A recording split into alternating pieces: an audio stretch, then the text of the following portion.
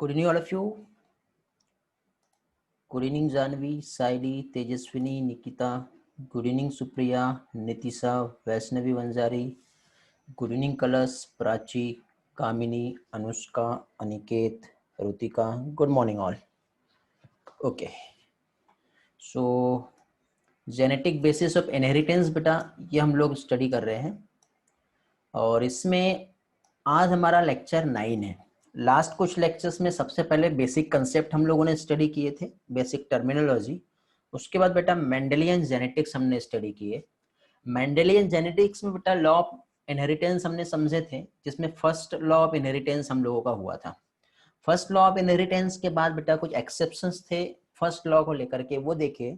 Law of independent assortment हम लोगों ने लास्ट लेक्चर में देख लिए थे। लॉ ऑफ सेग्रीगेशन भी हो गया है, डाइहाइब्रिड क्रॉस भी हो चुका है हमारा, साथ ही साथ ट्राइहाइब्रिड क्रॉस भी हम लोग देखे हैं यहाँ पर।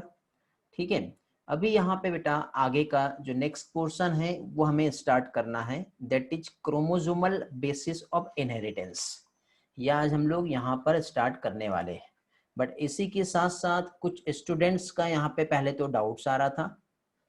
डाउट्स मीन्स सबसे पहले जो एनसीईआरटी में डाइहाइब्रिड क्रॉस जो है उसे लेकर के कुछ तो भी प्रॉब्लम हो रही है।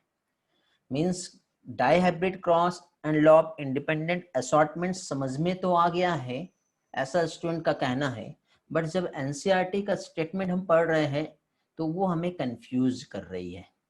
तो एज पर योर डिमांड सबसे पहले बेटा हम एनसीईआरटी का जो स्टेटमेंट है डाइहाइब्रिड क्रॉस को लेकर के सबसे पहले एक बार वो हम डिस्कस कर लेते हैं।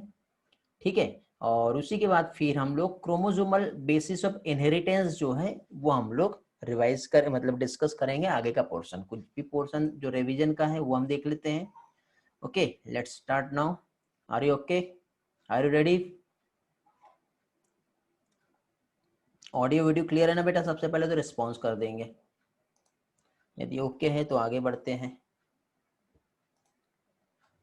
ग्रेट, एनसीईआरटी दिखाई दे रहा है डायरेक्ट बेटा, एनसीईआरटी की बुक से ही हम लोग यहाँ पर देखेंगे सबसे पहले तो। क्लियर है, वेरी गुड। तो देखिए बेटा, जैसे कि हम लोगों ने लास्ट टाइम क्या चीज डाइहाइब्रिड क्रॉस का स्टडी किए थे।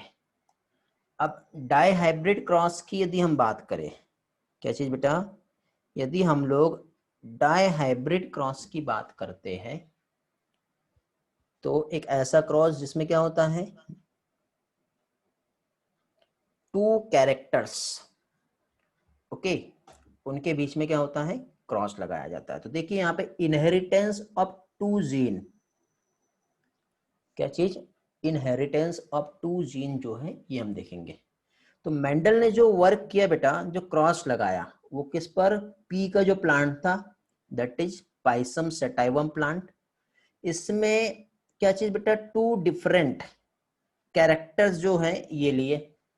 अब टू डिफरेंट कैरेक्टर्स जो लिए मींस पी प्लांट में जो क्रॉस कराया, जिसमें उन्होंने एक तो जो सीड था, तो इस सीड में उन्होंने एक तो येलो कलर लिया और येलो कलर के सीड को ग्रीन कलर के सीड के साथ क्रॉस कराया। ये एक कैरेक्टर हो गया बेटा। इसी के साथ साथ बेटा इसी सीड का जो है राउंड जो है, राउंड शेप लिया बेटा, और राउंड के साथ रिंकल सीड का क्रॉस कराया। मतलब इस तरह से टू डिफरेंट कैरेक्टर्स जो है ये लेकर के फाइनली यहाँ पे क्रॉस किए। ओके, तो यहाँ पे देखो स्टेटमेंट क्या कह रहा है हमारा एनसीईआरटी वाला, पहले वो हम समझ लेते हैं। तो एनसीईआरटी के अकॉर्डिंग यहाँ पे क्या चीज, येलो कलर के सीड और राउंड शेप, ये एक सीड था, और दूसरा ग्रीन कलर सीड जो कि रिंकल शेप में थे।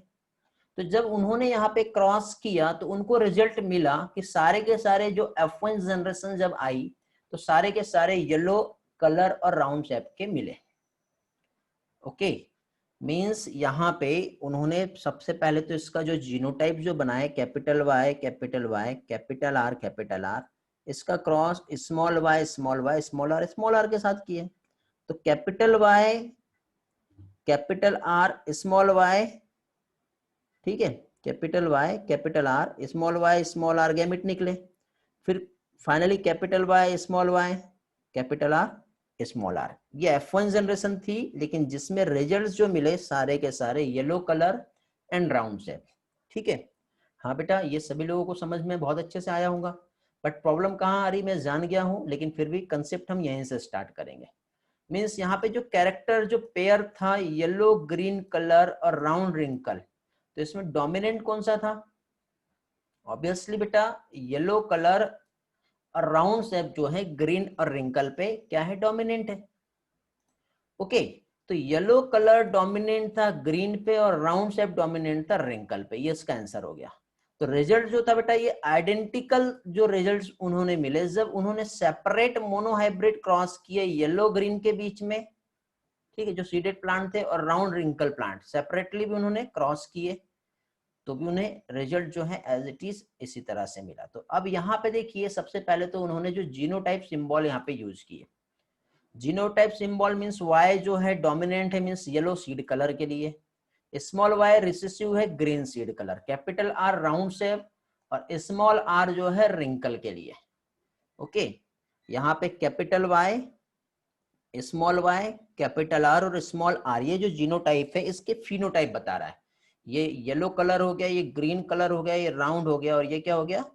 रिंकल हो गया। ये इस चीज को बता रहा है। ओके, तो जीनोटाइप जो पेरेंट्स का आएगा capital R R Y Y, small R R, small Y Y, इन टू पेरेंट्स के बीच में जब क्रॉस हुआ तो सबसे पहले तो यहाँ पे ये आया जीनोटाइप, फर्टिलाइजेशन हुआ, F1 हाइब्रिड मिले, capital R small R, capital Y small Y. तो ये F1 में बेटा 3/4 जो थे, अब F2 प्लांट जब आए तो उसमें से बेटा 3/4 जो रहेंगे वो कैसे रहेंगे बेटा? मींस यहाँ पे फाइनली उन्हें जो रिजल्ट जो रेशियो मिला वो 3:1 का मिला, 3:1 का मिला दोनों बेस में। देखो ये लास्ट में यहाँ पे जो दिया हुआ है समझने की कोशिश करो। मेंडल ने जब सेल्फ हाइब्रिडाइज किया F1 प्लांट को, तो 4 में से 3 जो थे F2 प्लांट वो येलो सीड के थे, और 1/4 जो थे वो ग्रीन थे, मतलब 3:1 ये वाला। एज इट इज येलो और ग्रीन कलर जब सेग्रीगेट हो रहा है तो इसका रेशियो 3:1 आया, और राउंड रिंकल सीड जो है ये भी सेग्रीगेट हुआ तो 3:1 रेशियो आया, just like as a monohybrid cross. ये था डाईहाइब्रिड क्रॉस। इस डाईहाइब्रिड क्रॉस में ये था बेटा क्रॉस जिसमें सबसे पहले parental generation, round yellow phenotype हो गया, रिंकल ग्रीन ये उसका जीनोटाइप हो गया, इधर साइड उसके गैमेट्स आ गए, और ये F1 जनरेशन आ गई। जब इनका सेल्फिंग किया तो यहाँ पे 9:3:3:1 ये रेशियो मिला। ओके, अब जब ये रेशियो यहाँ पे मिला तो इसके बाद फाइनली आगे यहाँ पे 9:3:3:1। ओके, ये तो था क्या चीज बेटा? Phenotype ratio. इसके बाद जीनोटाइप रेशियो एग्जाम में आता है तो याद रखना बेटा 1:1। फिर क्या आएगा 1:1 के बाद 2, फिर क्या आएगा 1:1, फिर 2:4:1 है या 2 है? हेलो, हाँ 2:4:2, फिर उसके बाद क्या आ रहा है? अगेन 1:1। वेरी गुड, ये फॉर्मूला याद रखना 1:1, 2:4:2 एंड 1:1। कैसे आएगा? पहले तो सारे के सारे capital R capital R capital Y capital Y, फिर capital R capital R capital Y small Y, capital R capital R small Y small Y, फिर capital R small R capital Y small Y. ठीक है, इस तरह से हमको ये continuously याद है ना। जीनोटाइप रेशियो हम लोगों ने देखे थे, सारा याद रखना है, सीक्वेंस भी याद रखना है। ओके वेरी गुड, अनिकेत का रिस्पॉन्स बहुत फास्ट आया था इसमें। फिर इसी के बेसिस पे बेटा जैसे कि हम लोगों ने लॉ ऑफ डोमिनेंट देखे थे, तो लॉ ऑफ डोमिनेंट पे हमको एक कंसेप्ट समझ में आया था, जो क्या था बेटा? लॉ ऑफ डोमिनेंट मतलब मोनोहाइब्रिड क्रॉस पे लॉ ऑफ डोमिनेंस मिला, डाईहाइब्रिड क्रॉस पे लॉ ऑफ इंडिपेंडेंट असॉर्टमेंट, ये कंसेप्ट वहां पे समझ में आया। अब law of independent assortment means क्या होता है? जब बेटा डाईहाइब्रिड क्रॉस कराया जाता है तो फिनोटाइप जो थे कौन से थे बेटा? राउंड येलो, ठीक है, क्या चीज? Round yellow, wrinkle yellow, round green, wrinkle green, ये अपीयर हो रहा है बेटा। उसका रेशियो क्या आया है? 9:3:3:1 आया है। तो ये रेशियो जो ऑब्जर्व हुआ, तो ये रेशियो जो एक्चुअली 9331 ये कौन से कॉम्बिनेशन से आया है? तो ऑब्वियसली बेटा देखो 3:1 आएगा एक, तो फिर अगेन 3:1 आएगा। देखो क्रॉस कैसे लगाया जा रहा है, इसको समझो, ध्यान से समझना। थोड़ा सा जगह बना लेते हैं, एक काम करते हैं, यहीं पे जगह बना लेते हैं, ठीक है। हाँ, तो यहाँ पे देखिए क्या चीज बेटा, यदि हम देखेंगे क्रॉस जो लगा रहे हैं तो 3:1 और 3:1, देखो इसमें कैसे होता है, आपस में इनके बीच में क्रॉस मल्टीप्लीकेशन कर दिए। 3 × 3 ये वाला हो जाएगा तो 9 आ जाएगा। फिर इस 3 का इस 3 से कर लेंगे, ठीक है, इस 3 का इस 3 से, तो 9 3 3 और ये आपस में 1, तो 9 3 3 1 ऐसा आ रहा है। तो पहले तो 3:1, तो 3 येलो है 1 ग्रीन है, ये वाला। फिर नीचे साइड जो आ रहा है 3 राउंड है और 1 रिंकल है, तो उसको सिंपल उस टर्म में कैसे लिखे, 3 राउंड 1 रिंकल है, 3 येलो और 1 ग्रीन है। बट 9 जो रहेंगे वो क्या रहेंगे बेटा, राउंड येलो। ये देखो 3 1 3 1 ऐसा, ध्यान से समझना। 3 राउंड है, 1 रिंकल है, 3 येलो है और 1 ग्रीन है। जब इनके बीच में क्रॉस होगा ये वाला, तो क्या हो जाएगा बेटा, ये राउंड वाला और येलो वाला, तो 3 × 3 कितने हो गए, 9 कॉम्बिनेशन आएगा ये वाला, तो इनके बीच में क्रॉस कर दिया। समझ रहे हो, एज इट इज। फिर उसके बाद जो आगे के 3 है रिंकल, फिर येलो और 3 राउंड आ रहे हैं, ठीक है, रिंकल येलो 3 आ रहे हैं, राउंड ग्रीन, और लास्ट में 1 जो रहेगा वो क्या रहेगा, ग्रीन रिंकल। इस तरह से यहाँ पे रेशियो मिला। तो इस डेटा के according based upon such observation on dihybrid cross, अब यहाँ तक के बेटा समझा होगा, हो सकता है यहाँ पे थोड़ा सा प्रॉब्लम आ रहा होगा आपको। तो इस स्टेटमेंट के अकॉर्डिंग बेटा जो डाई हाइब्रिड क्रॉस है, ठीक है, cross between plant differ 2 traits, ठीक है, मतलब जो क्रॉस हो रहा है प्लांट में 2 ट्रेड्स के बीच में। तो अब यहाँ पे देखिए जो लॉ ऑफ इंडिपेंडेंट असॉर्टमेंट यहाँ पे प्लांट में देखने को मिल रहे हैं। मतलब लॉ ऑफ इंडिपेंडेंट असॉर्टमेंट ये किस चीज को बता रहा है, 2 पेयर ऑफ ट्रेड्स, ठीक है, जब कंबाइन होते हैं हाइब्रिड में। अब 2 पेयर की जगह पे हम इसको 2 कैरेक्टर बोलेंगे बेटा। तो 2 कैरेक्टर येलो है, मतलब सीड का कलर हो गया और सीड का शेप हो गया, ठीक है। तो 2 कैरेक्टर जब F1 जनरेशन आ रही है और F1 में जब हाइब्रिड हो रहे हैं, ठीक है, तो हाइब्रिड होने के टाइम पे यहाँ पे बेटा एक ही कैरेक्टर को एक्सप्रेस कर पा रहे हैं जो कि डोमिनेंट है। लेकिन जब ये इसको आगे फर्दर सेल्फिंग कराई जाती है तो 1 पेयर जो कैरेक्टर है वो इंडिपेंडेंटली दूसरे कैरेक्टर से सेग्रीगेट हो रहा है, सेपरेट हो रहा है। समझ रहे, इसको देखो सिंपल वे में मैंने यहाँ पे बताया कि जो इनहेरिटेंस पैटर्न है ऑफ 1 ट्रेड, ये कभी भी बेटा inheritance pattern of another trade के साथ अफेक्ट नहीं होता है। जब उसको फाइनली सेग्रीगेट होना है और सेपरेट होना है तो वो इंडिपेंडेंटली क्या होगा बेटा, सेग्रीगेट हो जाएगा। समझा। अब यहाँ पे ये 2 पेयर ऑफ ट्रेड्स को लेके कंफ्यूजन आता है। अब इसके बाद बेटा ये भी समझ में आ जाएगा, लेकिन ये 50% वाला रेशियो को इतना ज्यादा घुमा दिया, कंफ्यूज कर दिया कि समझ में नहीं आ रहा क्या चीज है, ठीक है। पढ़ने जाओ तो दिमाग घूम जाता है। ओके, हेलो, क्लास में है ना बेटा सभी लोग, किसी का रिस्पॉन्स ही नहीं मिल रहा बहुत देर से।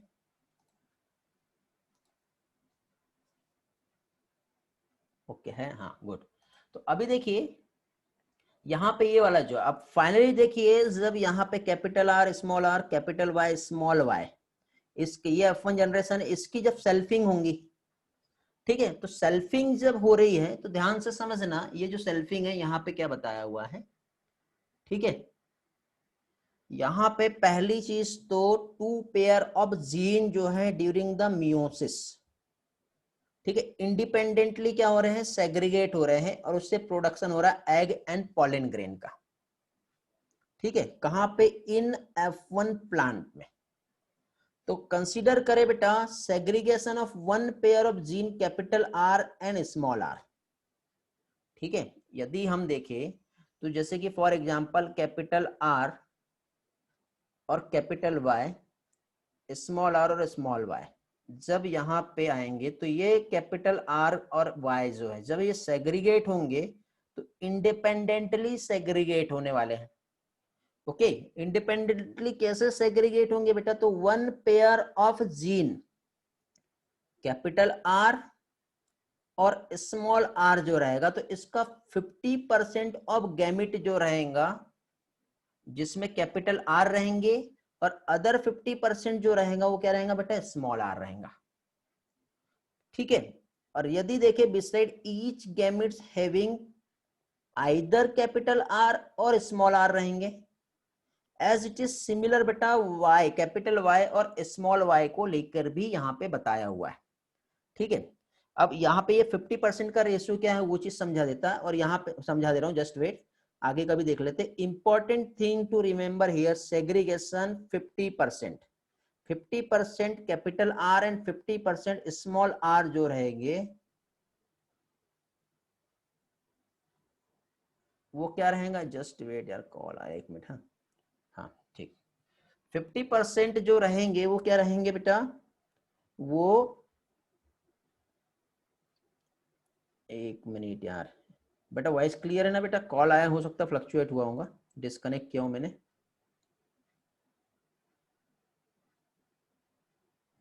शुभम बेटा कौन सी लाइन दिखाना है बाद में? मैं समझा नहीं। आए, ओके क्लियर। शुभम कुछ डाउट था क्या आपका? सर वो लाइन दिखाना बाद में, अच्छा ऊपर जो लिखा हुआ है वाला बोल रहे हो क्या आप? हाँ ठीक है बेटा, बताऊंगा। हाँ, पहले ये कंसेप्ट समझ लो। हाँ देखिए, यहाँ पे पहली चीज तो जैसे कैपिटल आर है और ये स्मॉल आर है, जब गैमेट्स बनेंगे बेटा तो इसमें से 50% कैपिटल आर और 50% ये दोनों भी क्या हो गए बेटा? सेग्रीगेट हो गए। इसका 50% इधर हो गया, 50% इधर। कैपिटल वाई और स्मॉल वाई की बात कर रहे हैं हम, तो कैपिटल वाई और स्मॉल वाई में भी बेटा ये 50% इधर चले जाएंगे और ये 50% इधर चला जाएगा। अब इसमें देखिए 50% की यदि हम बात करें तो देखो, जब यहाँ पर हम लोग क्रॉस लगाते हैं, टोटल देखो कितने हैं पहले, कैपिटल आर, स्मॉल आर, ठीक है, कैपिटल वाई, स्मॉल वाई, इसके ये जो गैमेट्स बन रहे हैं, क्या बनेंगे? गैमेट्स सेल्फिंग होगा, मतलब गैमेट्स क्या बनेंगे? पहले तो capital R capital Y, capital R small Y, small R capital Y, small R small Y. बेटा मुझे ये बताओ, ये टोटल कॉम्बिनेशन जो है जिसमें टोटल आर कितने हैं? 4, 4 है कि नहीं बताओ? अब टोटल ये जो 4R यहाँ पे आपको दिखाई दे रहे हैं, इस 4 में से, ठीक है, टोटल जो 4R है इसमें से देखो, इसको थोड़ा सा व्हाइट बैकग्राउंड कर लेते हैं हम लोग ताकि आपको क्लियर हो जाए। इस 4 में, हाँ, इस 4 में 2 जो है वो कैपिटल आर है और 2 जो है वो क्या है? स्मॉल आर है। तो 50% जो है ये कैपिटल आर हो गया और 50% जो है वो क्या हो गया बेटा? स्मॉल आर हो गया। एज इट इज बेटा, 2 जो है वो कैपिटल वाई है और 2 जो है वो स्मॉल वाई है, तो इसका भी 50% ये जो हो गया कैपिटल वाई वाला हो गया, 50% जो हो गया वो क्या हो गया? स्मॉल वाई वाला हो गया। यही चीज यहाँ पे समझाना चाह रहा है। ठीक है, ध्यान से देख लो, अगेन एक बार स्टेटमेंट को रीड करो, आपको समझ में आ जाएगा 50% का रूल क्या है। लेकिन उस 50% के बाद कुछ स्टूडेंट को ये 25% फ्रीक्वेंसी क्या है ये समझ में नहीं आ रही थी। बेटा 25 फ्रीक्वेंसी मीन्स ये जो गैमिट्स बने हैं यहाँ पर, ठीक है, अब ये सारे के सारे अलग अलग है, तो ये 4 गैमिट्स, 4 टाइप के जो गैमिट्स बन रहे हैं, चारों में से बेटा ये एक अलग है, ये अलग है, ये अलग है, ये अलग है, तो 25% फ्रीक्वेंसी आएगी ना 4 में से। ये इस चीज को बताया हुआ है यहाँ पर। शायद आपको यही वाला पोर्शन जो है वो कंफ्यूज कर रहा था, समझ में नहीं आ रहा था, उम्मीद करता हूँ समझा होगा। एक बार बेटा रीड कर लो अच्छे से, टाइम दे रहा हूं मैं आपको ताकि अभी का पोर्शन अभी के अभी ही क्लियर हो जाए। 2 pair of gene during the meiosis, production किया उन्होंने क्या? एग और पॉलन। F1 जनरेशन में capital R small R capital Y small Y plant है। कंसीडर किया जब सेग्रीगेशन होता है तो 1 पेयर ऑफ जीन या तो कैपिटल आर या फिर स्मॉल आर, मतलब 50% गैमेट्स जो रहेंगे वो कैपिटल आर के रहेंगे और अदर जो रहेंगे स्मॉल आर के। एज इट इज बेटा, अब यहाँ पे जो गैमेट्स है कैपिटल आर या फिर स्मॉल आर कुछ भी हो सकता है, एज इट इज बेटा वाई को भी लेके होगा। फिर सेग्रीगेशन जो 50% हो रहा है कैपिटल आर और 50% स्मॉल आर इंडिपेंडेंटली सेग्रीगेट हो रहे हैं। फिर 50% जो बेटा, उसके बाद जब फाइनली जब गैमेट्स बनेंगे तो गैमेट्स में भी बेटा 50% कैपिटल आर वो बियर करेगा बेटा क्या चीज, कैपिटल वाई, मतलब 50% कैपिटल आर जो है वो बियर कर रहा है कैपिटल वाई को, 50% स्मॉल आर जो है वो बियर कर रहा है क्या चीज, ये चीज बताया बेटा। देखो आगे, कैपिटल आर बियर कर रहा है कैपिटल वाई को, अदर 50% जो रहेगा कैपिटल आर वाले, ये यदि हम देखें तो वो स्मॉल वाई को बियर कर रहा है, ऐसा हो रहा है ना। फिर स्मॉल आई आर पे 50% कैपिटल वाई को और 50% स्मॉल आर वाला स्मॉल वाई को बियर कर रहा है, जो कि यहाँ पे बताया हुआ है। और फाइनली जब पॉलन ग्रेन और एग फ्यूज होंगे तो 4 टाइप के यहाँ पे जो, ठीक है, फॉर्म हो रहा है, तो उसकी फ्रीक्वेंसी जो रहेंगी वो क्या रहेंगी बेटा 25%। हेलो, किसी का कुछ डाउट है, कुछ प्रॉब्लम है? हाँ, बॉक्स में लिखा हुआ बता रहा हूँ बेटा, देख लो जो बॉक्स में लिखा हुआ है, एक बार रीड कर लो, नोट कर लो, स्क्रीनशॉट ले लो।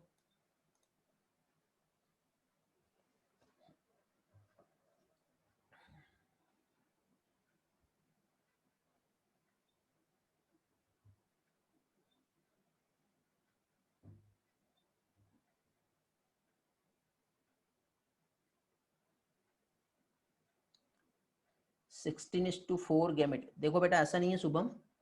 पहली चीज तो यदि हम देखें तो यहाँ पे ये जो बताया हुआ है, ये जो लॉ है, ये मेंडल की किस्मत बहुत अच्छी थी, ठीक है, क्योंकि उन्होंने जो कैरेक्टर जो यहाँ पे जो क्रॉस लगाया है, उसमें उन्होंने क्या किया बेटा, क्रोमोजोम पे कंसेप्ट बताया है। अब क्रोमोजोम हमेशा पेयर में होते हैं, और इस क्रोमोजोम ने जीन पे, तो ये जो है बेटा इस तरह से यहाँ पे एलील प्रेजेंट है। और जितने भी उन्होंने रिजल्ट देखे ना बेटा, तो जीन जो थे क्या थे, वो दूर दूर थे, और जब ये दूर दूर थे तो उन्होंने क्या बताया, इंडिपेंडेंट पेयर इंडिपेंडेंटली सेग्रीगेट हो जा रहा है, अब किसी भी टाइप की ब्लेंडिंग उसमें देखने को नहीं मिल रही है। बट हुआ ये यहां पर यदि हम देखें तो इसमें क्या चीज, इसका सबसे बड़ा एक्सेप्शन जो है वो है लिंकेज। मेंडल को नहीं मालूम था लिंकेज होता है। लिंकेज मतलब यदि कोई जीन बेटा पास में प्रेजेंट है और वो टाइटली लिंक है, पक्की दोस्ती है ना, तो वो आपस में कहीं पे भी जाएंगे तो साथ साथ जाएंगे, तब पॉसिबिलिटी पेरेंटल कॉम्बिनेशंस की ज्यादा मिलेगी, ठीक है। तो यही बहुत बड़ा यहाँ पे ड्रॉबैक्स रहा है इस चीज को, जो है फाइनली बाद में चल के पता चला लिंकेज होता है करके। लिंकेज मतलब लिंक जीन जो साथ साथ जा रहे हैं, तो फिर क्या क्रॉसिंग ओवर नहीं होगा।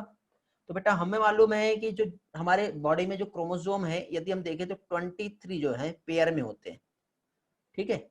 अब ये जो 23 पेयर में होते हैं, और जैसे कि सपोज यदि हम देखें तो यहाँ पे ये जो क्रोमोसोम जो प्रेजेंट होते हैं, मतलब पेयर में एक हेटेरोजाइगस की भी हम बात करें ना, तो 2 की पावर n मतलब 2 की पावर 23, आप कैलकुलेट कर लो कितना यहाँ पे वेरिएशंस देखने को मिलेगा। 2 की पावर 23 मीन्स यहाँ पे हम देखेंगे तो अप्रोक्सीमेटली 83 लाख के आसपास आता है, 88,608 इतना नया वेरिएशंस देखने को मिलता बेटा। ओके, हाँ बेटा शुभम हैंड रेस करो, क्या बोलना चाह रहे हैं, मैं वॉइस एक्सेस देता हूँ आपको, फिर पूछो। आवाज लो आ रही है, बाकी लोगों के साथ वॉइस का प्रॉब्लम है कि कुछ? हैंड रेस करो बेटा, मैं आपको एक्सेस दे देता हूँ शुभम। हाँ बेटा ये लो। सर मेरे को ये पूछना था कि जो F1 जनरेशन में डबल डायहाइब्रिड क्रॉस में जो मतलब F2 जनरेशन में जो फॉर्म होते हैं हाँ जीन्स, जो राउंड येलो राउंड ग्रीन, तो उसमें से टोटल जीन जो फॉर्म होंगे वो 16x4 होंगे ना F1 जनरेशन में बेटा, देखो सर? F1, F2 हाँ देखो F2 F1 जनरेशन में 4 गैमेट्स बनेंगे दोनों साइड में, हाँ तो जो पॉसिबल कॉम्बिनेशन होगा वो 16 कॉम्बिनेशन आएगा। हाँ 64 कैसे होगा, 64 तो ट्राई हाइब्रिड क्रॉस में आएगा, हम नहीं डाई सर, हाइब्रिड क्रॉस देख रहे हैं। जैसे जब F2 जनरेशन में जो 16 टाइप्स के जो फॉर्म होते हैं ना, हाँ उसमें से जो रुको सर 2 मिनट।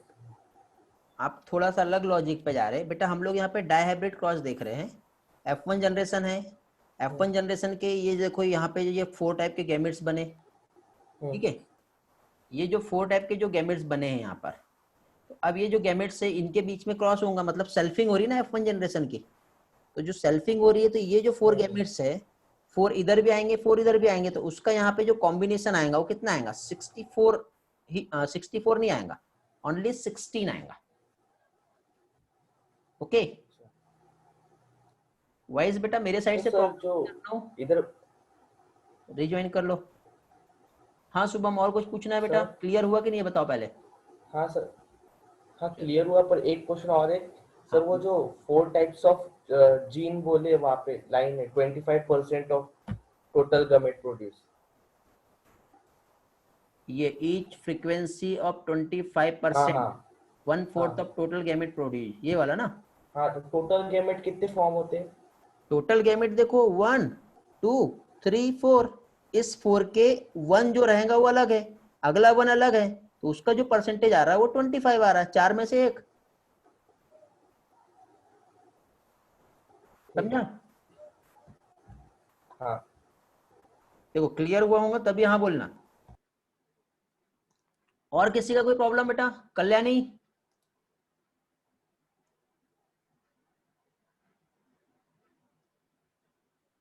अर्णव बेटा, वॉइस का प्रॉब्लम सॉल्व हुआ क्या? एक बार रिज्वाइन करो नहीं तो। साहिल बेटा,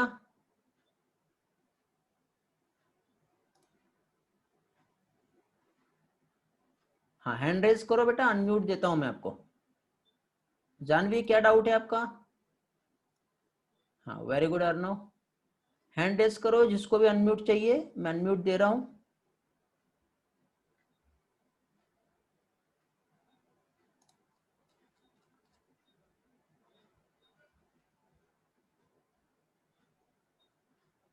प्रगति बेटा, वॉइस का प्रॉब्लम सॉल्व हुआ क्या?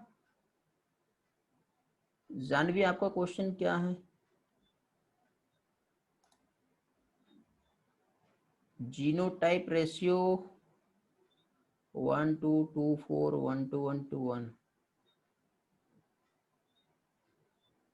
अभी भी लो आ रहा है।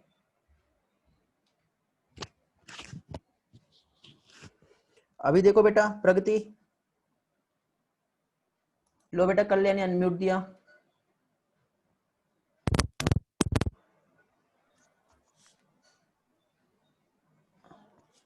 सर आवाज आ रही है ना? हाँ बेटा आवाज आ रही है, बोलो। Sir hello. हाँ बेटा बोलो, हाँ आवाज आ रहा है सर, भाई? वो अम, लॉ लॉ हाँ बोलो। हाँ सर।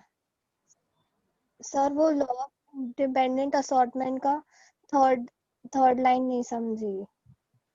थर्ड लाइन नहीं समझी? रेशियो की नीचे वाली लाइन। ये बेस्ड अपॉन वाला बेटा? नहीं सर, वो रेशियो ऑफ 9:3:1 है ना, उसके नीचे वाली लाइन, मतलब 3 राउंड टू 1 रिंकल्ड वाली। हाँ ठीक है, एक मिनट मैं हाईलाइट कर रहा हूँ, क्या यही है, क्या ये बताओ। ये वाला कलर चेंज करना पड़ेगा, ये वाला बेटा।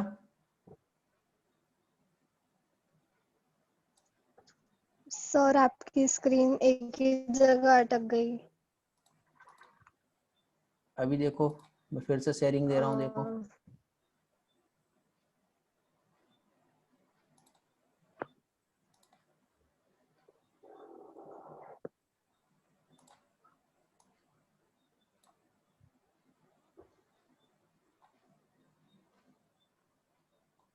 जस्ट वेट, हो सकता है नेटवर्क का प्रॉब्लम आया होगा। दिव्यानी बेटा, वॉइस अभी सही आ रहा है क्या? यस सर, वही वाली। ये वाली ना, हाँ ठीक है, समझा दे रहा हूँ। देखो यहाँ पे क्या बताया है, सबसे पहले तो यहीं से समझो, जो रेशियो है बेटा 9:3:3:1 जो है, ठीक है, ये किसका कॉम्बिनेशन है? Series of 3 yellow, 1 green, 3 round, 1 wrinkle. तो ये डेरिवेशन जो है इसको किस तरह से लिखा हुआ है ये बताया है। तो देखो बेटा 3:1 क्या लिया हुआ है यहाँ पे। वॉइस अच्छे से नहीं आ रही आपकी बेटा, वॉइस चेक करो एक बार जल्दी से।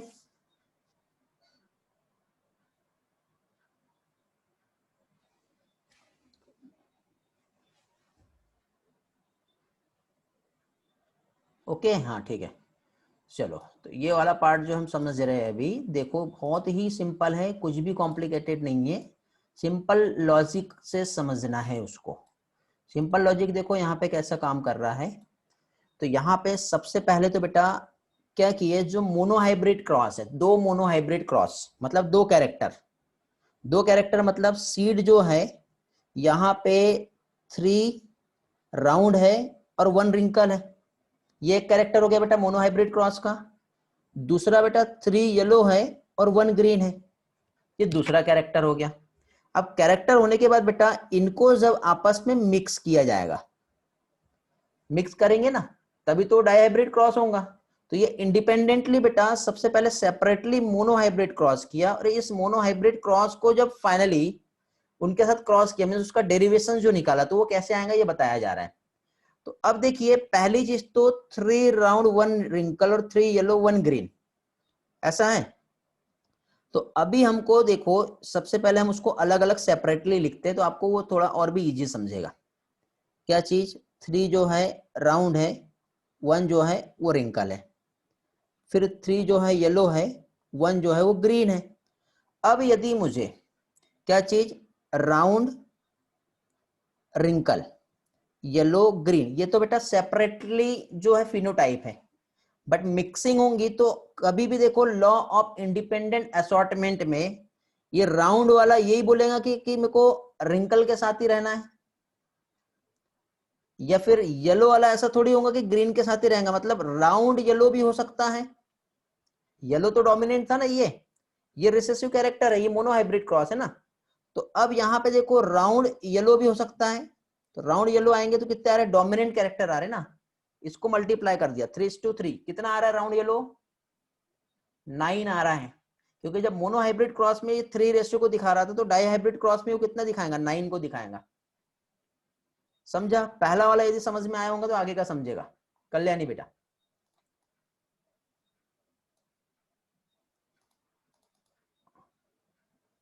ओके, आगे देखिए अभी। अब इसके बाद देखिए नेक्स्ट जो है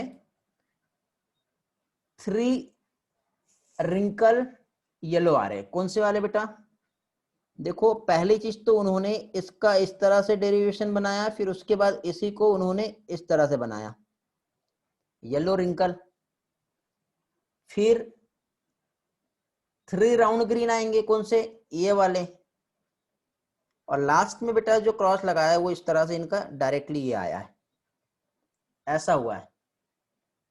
मतलब दो मोनोहाइब्रिड क्रॉस को जब फाइनली यहाँ पे क्या कह सकते हैं हम, उसका डेरिवेशन जो निकाला तो उसको इस तरह से हम लिख सकते हैं, ये बताया। और डायरेक्टली क्रॉस लगाने के बाद भी उनको एज इट इज 9:3:1 का रेशियो इस तरह से मिला।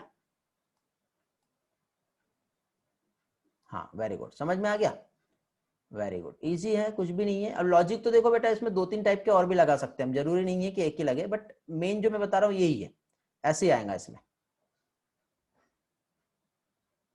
स्क्रीन एक जगह रुकी हुई है, ऐसा कितने लोगों के साथ हो रहा है बेटा कि स्क्रीन एक जगह रुका हुआ है। मेरे पास देखो जहां से क्लास ले रहा हूं और उसी के साथ मेरे पास एक और आउटपुट डिवाइस भी है, तो दोनों पे बेटा कोई प्रॉब्लम नहीं आ रहा है, एज इट इज सही चल रहा है। ठीक है दुष्यंत बेटा रिज्वाइन कर लो एक बार। हाँ ये देखो यहाँ पे ये चीज जो है किसी ने पूछा था कि ये वाला जो फिर से बताओ, जो इनहेरिटेंस पैटर्न जो हम लोग देख रहे हैं बेटा, लॉ ऑफ इनहेरिटेंस। तो यहाँ पे जो इनहेरिटेंस पैटर्न है मतलब एक पर्टिकुलर ट्रेड, जैसे कि हम फॉर एग्जांपल राउंड की बात करते हैं, राउंड यदि ग्रीन के साथ रहना चाहता है तो वो ग्रीन के साथ भी रह सकता है, समझ गए। जैसे ये जो राउंड है यदि येलो के साथ रहना चाहता है तो येलो के साथ भी रह सकता है। ठीक, जैसे कि फॉर एग्जांपल एक चिंकू है और एक पिंटू है।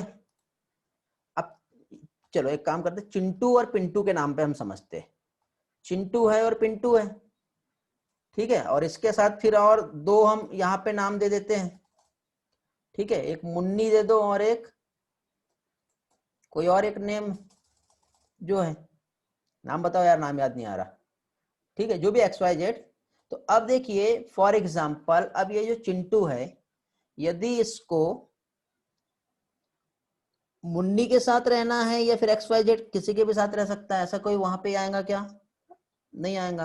अरे यार अमित सर क्यों कॉल कर रहे हैं इस टाइम पे, जस्ट वेट बेटा, डिस्कनेक्ट करने दो वरना आपका क्लास डिस्टर्ब हो जाएगा। हाँ समझ में आएगा बेटा। तो ये किसी के भी साथ रहने के लिए इसको फुल फ्रीडम है। तो यही बेटा इनहेरिटेंस पैटर्न एक ट्रेट का जो है वो किसी दूसरे को अफेक्ट नहीं करेगा। यदि ये इसके साथ रहेगा या इसके साथ, भले वो अभी इसके साथ है, तो उसके बीच में किसी का झगड़ा नहीं होगा, वो किसी के साथ भी अपना फ्रीडम के साथ रह सकता है। यही कंसेप्ट है, इसी लॉजिक से समझो। हाँ पिंकी, शुभम, हाँ ओके, क्लियर हो गया। और किसी को कुछ पूछना है अभी?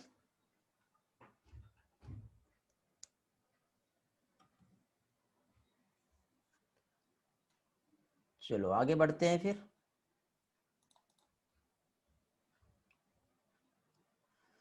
फाइनली पहुंच गए हम लोग क्रोमोसोमल थ्योरी ऑफ इनहेरिटेंस में।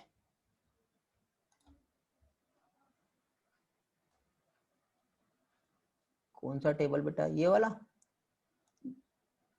Genotype found in F2 generation, they are accepted phenotype. क्या बोला है यहाँ पे? Can you using the Punnett square data work out of genotype ratio at F2 stage and fill in the format given.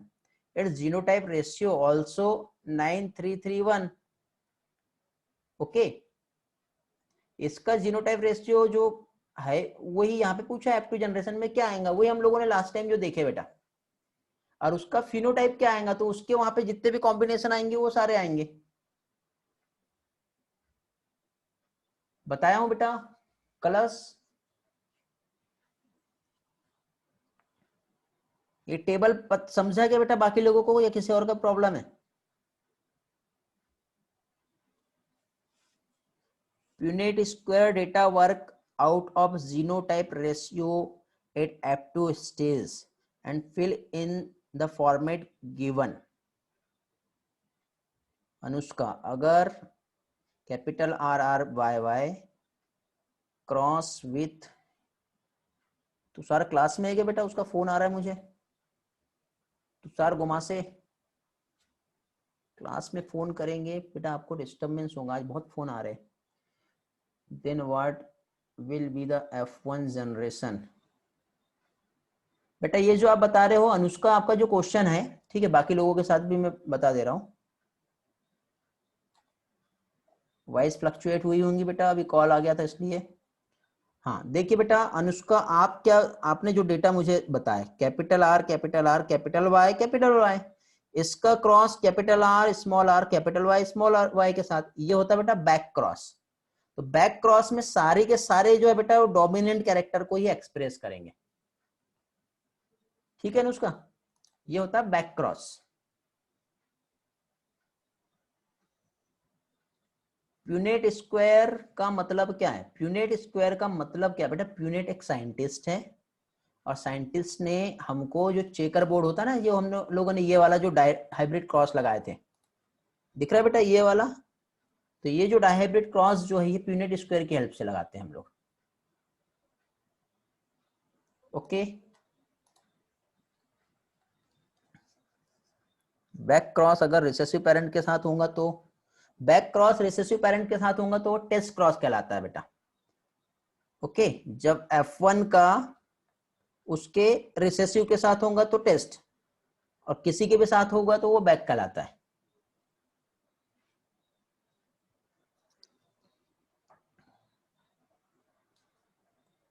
चलो तो finally हम बढ़ रहे हैं आगे हमारे नेक्स्ट टास्क पे, नेक्स्ट पोर्शन पे हमारा। शुभम कुछ बोलना है बेटा? और आपको हैंड रेज दिख रहा है आपका?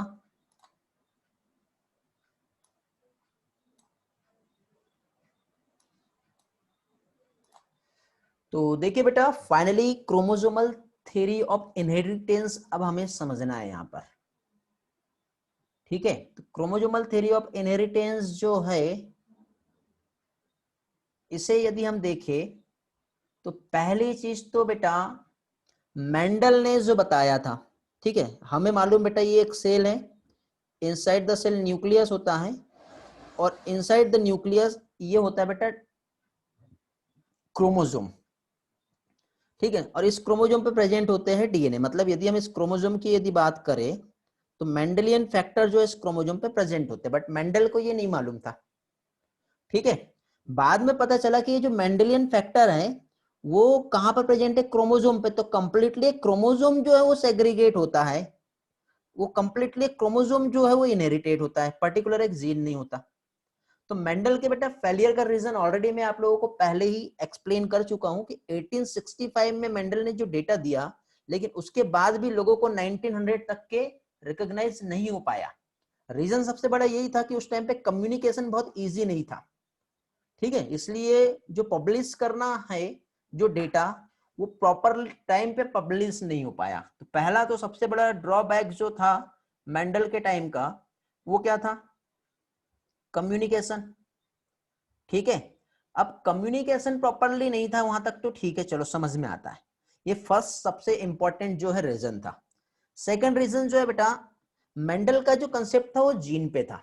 और अकॉर्डिंग टू मेंडल यदि हम देखें तो जीन जो है वो पेयर में होते हैं, और पेयर में रहने के बाद भी वो मिक्स क्यों नहीं हो रहे, ब्लेंडिंग क्यों नहीं दिखा रहे? और चलो ब्लेंडिंग नहीं दिखा रही हो तो ठीक है, लेकिन उसके बाद भी कंटिन्यूअस नेचर में वेरिएशंस देखने को मिल रहा है। तो ये कंसेप्ट जो है वो प्रॉपरली एक्सप्लेन नहीं हो पा रहा था, लोगों का ध्यान नहीं जा रहा था, वो एक्सेप्ट ही नहीं कर रहा था उनका माइंड। और थर्ड सबसे इंपॉर्टेंट पार्ट बेटा मेंडल ने जो लाया वो क्या चीज बेटा? बायोलॉजी की दुनिया में मैथ्स को अप्लाई कर दिए।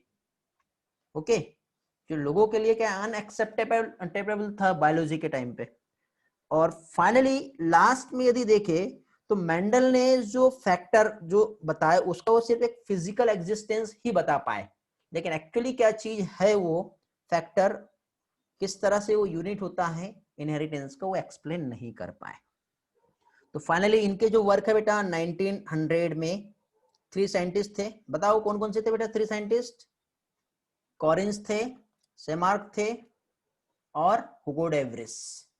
तो ये जो 3 साइंटिस्ट है उन्होंने वर्क किए, इंडिपेंडेंटली बेटा वर्क किए और मेंडल के वर्क को रिडिस्कवर्ड किया। एडवांसमेंट उनको इस चीज का मिला बेटा कि उस टाइम पे माइक्रोस्कोप का डेवलपमेंट हो चुका था। ओके, किस चीज का डेवलपमेंट हो गया था? माइक्रोस्कोप का जो है डेवलपमेंट हो चुका था, पहली चीज तो ये। ओके, माइक्रोस्कोप के डेवलपमेंट के साथ ही साथ यहाँ पे मतलब टेक्नोलॉजी जो है वो थोड़ी सी एडवांस हो गई है, हम कह सकते हैं। ठीक है, तो यहाँ पे जो प्रॉपरली जो ऑब्जर्वेशन हुआ, जैसे कि एक सेल जो है उसके इनसाइड न्यूक्लियस होता है बेटा, तो न्यूक्लियस जो होता है बेटा जब सेल डिवीजन होता है तो एक सिंगल न्यूक्लियस जो होता है बेटा डबल हो जाता है, डबल होने के बाद सेल जो है डिवाइड होती है, तो इस तरह से 2 न्यूक्लियस जो है फॉर्म होते हैं। तो ये चीज जो है बेटा ये कंसेप्ट जो है ये सामने आ गया था। ओके, मींस डिस्कवरी जो है स्ट्रक्चर ऑफ न्यूक्लियस, ठीक है, और जो कि सेल डिवीजन के टाइम पे क्या हो रहा है बेटा? डबल हो जा रहा है। और यहाँ पे जो डबल है मींस इस टाइम पे उन्होंने क्या देखे कि उसमें कलरफुल बॉडी जो है आफ्टर द स्टेनिंग देखने को मिलती है, जो कहलाता है बेटा क्रोमोजोम, क्रोमाजोमा, ये पढ़े हम लोगों ने। ओके, तो ये क्या कहलाता है बेटा? क्रोमोजोम कहलाता है। तो ये कंसेप्ट भी सामने आ गया था। देन फाइनली इस थ्योरी को देखते हुए बेटा सर्टेन ऑन बवरीज जो आए, उन्होंने एक थ्योरी जो है प्रपोज किए जिसे कहते हैं chromosomal theory of inheritance. Walter Sutton और थियोडोर बोवेरी जो है ये दोनों ने भी, ठीक है, वाल्टर सटन और थियोडोर बोवेरी जो है दोनों ने भी बेटा सेपरेटली काम किए, और दोनों ने जब अलग अलग काम किए तो इंडिपेंडेंटली वर्क करने के बाद दोनों के रिजल्ट ऑलमोस्ट बेटा नियरली जो है वो सिमिलर ही थे। तो बाद में उनको क्रेडिट ये मिला कि दोनों की थ्योरी को बेटा मिलाकर एक कंबाइन एक थ्योरी का नाम दिया गया जिसे कहते हैं क्रोमोसोमल थ्योरी ऑफ इनहेरिटेंस। आप जानते हैं इस थ्योरी का इंपॉर्टेंस क्या है? इस थ्योरी का इंपॉर्टेंस ये है बेटा कि पहली चीज तो जो मेंडल के एक्सपेरिमेंट थे, इस थ्योरी की वजह से काफी ज्यादा अच्छी तरह से उनके एक्सपेरिमेंट को समझा गया। ठीक है, यहाँ पे बेटा एक एक सेल का स्ट्रक्चर और उसका सेल डिवीजन कैसे हो रहा है और उसमें चेंजेस कैसे आ रहे हैं। ठीक है, जैसी क्रोमोसोम की डिस्कवरी हुई बेटा, तो फाइनली क्रोमोसोम की डिस्कवरी के बाद जो क्रोमोसोम का बिहेवियर था बेटा, इन्होंने नोटिस किया कि क्रोमोसोम का जो बिहेवियर है वो एक जीन के समान ही है बेटा। मतलब यहाँ पे behaviour of chromosome parallel to the behaviour of gene.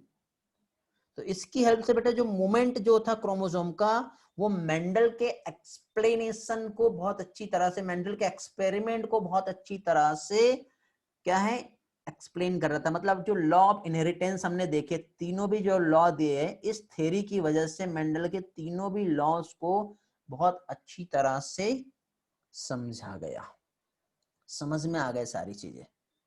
Okay, तो थोड़ा सा बैक जाते हैं बेटा, आपने पढ़े होंगे मियोसिस और माइटोसिस की यदि हम बात करें तो सेल डिवीजन थोड़ा सा मैं आपको बता रहा हूं बेटा। सेल जब डिवाइड होती है बेटा तो सेल डिवीजन के पहले एक रेस्टिंग स्टेज आती है, और रेस्टिंग स्टेज जो है बेटा उसे इंटरफेज कहते हैं। इंटरफेज में बेटा पहला आता है G1 फेज, फिर आता है S फेज, फिर आता है G2 फेज। G1 और G2 बेटा दो गैप फेज होती है जहां पे सेल डिवीजन के लिए रेडी होता है। S फेज जो होता है बेटा जहां पे सेल मतलब डीएनए जो है वो डुप्लीकेट होता है, ठीक है। इसके बाद आता है बेटा M फेज, और M फेज जो है इसमें प्रोफेज आता है, मेटाफेज आता है, एनाफेज आता है और टीलोफेज आता है। ओके, आप लोगों ने यदि सेल डिवीजन पढ़े होंगे तो आप लोगों को सेल डिवीजन का ये वाला कंसेप्ट जो है वो मालूम होगा। अब इसमें बेटा जो डिवीजन हो रहा है तो एक तो माइटोसिस होगा, माइटोसिस मींस इक्वेशनल डिवीजन, और एक होता है मियोसिस, मियोसिस मींस होता है रिडक्शनल डिवीजन। ओके, तो मियोसिस और माइटोसिस, तो आपने बेटा जैसे कि जो क्रोमोसोम के स्टडी किए हैं हम लोगों ने, तो माइटोसिस और मियोसिस का हम लोगों ने स्टडी किए। मींस यहाँ पे यदि हम देखें तो क्रोमोसोम और जीन दोनों भी पेयर में प्रेजेंट होते हैं। ओके, टू एलील्स एक जीन पेयर का हम देखें तो जो कि होमोलोगस क्रोमोसोम पर लोकेटेड होते हैं, जो उसका लोकस कहलाता है बेटा, ये भी हम लोगों ने स्टडी किया है। Two alleles of gene pair जो कि लोकेटेड है कहाँ पे, homologous region of homologous chromosome.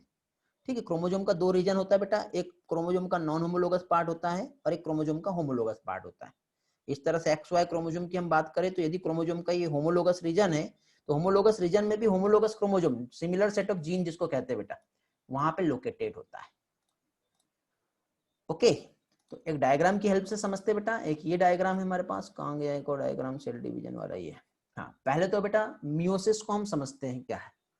तो मियोसिस की यदि हम बात करें तो पहली चीज तो बेटा ये एक सेल है, इस सेल में क्रोमोसोम जैसे कि यहाँ पे ये पेयर में प्रेजेंट है, तो यहाँ पे सेल का प्लॉइडी लेवल बेटा डिप्लॉइड है, और डिप्लॉइड होने के बाद भी बेटा यहाँ पे जो डीएनए कंटेंट है वो 2C है, according to 11th NCERT cell division बताया हुआ है वहां पर, एक बार रिवाइज कर लेना।